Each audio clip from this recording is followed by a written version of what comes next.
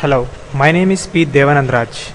My project is Grid Cloud Messaging and my team members are N. Chaitanya, K. Tarun Teja and K. Santosh Kumar. We are doing this project under the guidance of Dr. Y. Vijayalata. The contents of this project are Introduction to Grid Cloud Messaging, Existing Notification System, Need for Mobile Notifications, Poll and Push Notifications, C2DM, Google Cloud Messaging, Implementation, Requirements, Screenshots and the conclusion of this project. Coming into this topic, Introduction to Grid Cloud Messaging. This is a notification system that enables the Android users to automatically get notifications and updates regarding the activities, events of the college as well as the circular details of each student. This helps the student in easy to get updated info about their marks, attendance and other activities of college. Once registered with this system, students need not to worry about checking the updates. Existing notification system is the traditional way of notifying activities to students, to put circular in the notice board or to send the information by post. This information may not be reachable to students in time.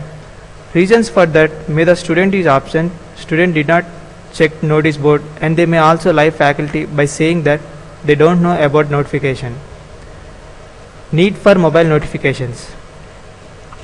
Mobiles have become very popular, so it reduces physical work, it is centralized control, circulars and notices in the board can be tear and stolen, fast delivery of notifications, assignments, privacy on student academic info. Poll and push notifications. What is poll notification? Application contact cloud to check new message. The disadvantage with this poll notification is extra network usages, reduced battery life. What is push notification? Server contact application or device whenever new message is available. Advantage of this push notification is reduces extra network uses, consumes less battery. C2DM. What is C2DM? C2DM stands for Cloud to Device Messaging. It is used to send message from cloud to device or application.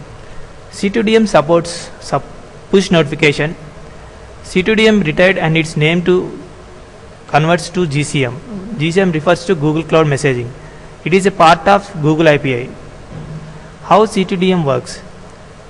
There will be app server, C2DM server and a device. The figure shows how C2DM works. Advantage of C2DM. Using C2DM, developers can develop more productive apps.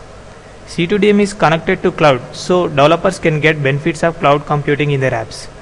But there are disadvantages. Internet connectivity must required. Limited message size. To avoid this, Google Cloud Messaging is introduced. Why GCM? As I said earlier, to avoid disadvantages of C2DM.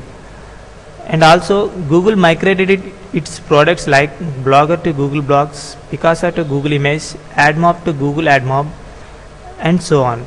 So it's time to C2DM to GCM. Now what is GCM? GCM stands for Google Cloud Messaging. It is used for sending message from cloud to device. GCM is introduced with Android 4.1 Jelly Bean as a part of Google API 16. GCM supports push notifications. How GCM works? It seems similar to C2DM but has its own advantages. GCM is two-way process, either GCM server registration or no GCM server registration required, because only use of GCM specific API or simply a Google API 16 application signing. Advantages of GCM are using GCM, developers can develop more productive apps. GCM is connected to cloud, so developers can get benefits of cloud computing in their apps. GCM is now connected with GIE, Google App Engine. Working example of GCM.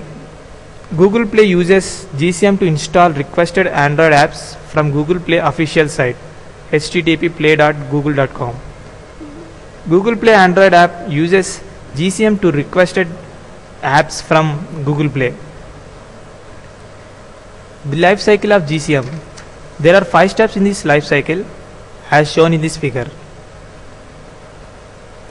The implementation of GCM is install Grid Cloud Messaging app in mobile, get registered after installing providing the PIN, name and email ID of the user. After getting registered, the screen contacts of GCM and makes the device get registered with GCM, and message is displayed in the mobile screen. All the devices that are registered are shown in the app server web portal, with each one having separate message box. This message box enables us to send messages to device individually. The implementation of GCM in figure.